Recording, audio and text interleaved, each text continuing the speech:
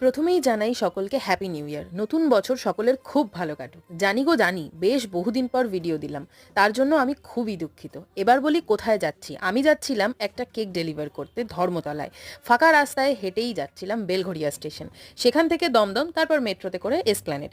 দমদমে নেমেই চোখে পড়লো একটা পরোটার দোকান, বিখ্যাত অয়েল ফ্রি পরোটা, সাথে আলু সয়াবিনের তরকারি। 3 পিস পরোটা ও সাথে তরকারি মাত্র 20 টাকা। শিয়ালদার দিকে 2 আর 3 নম্বর প্ল্যাটফর্মে ওভারব্রিজের সামনেই রয়েছে এই দোকানটা। কেক ডেলিভার করে ফেরার সময় আমার হাল ছিল কিছুটা এই রকম বিধ্বস্ত। কোনো রকমে বাড়ি পৌঁছে একটু শান্তি পেলাম, আর দুপুরে খাবারের আইটেম দেখে মনটা ভরে গেল। একে তো আমি ফ্রাইড রাইস আর চিলি চিকেনের পোকা, তার ওপর ছিল মাটন কষা।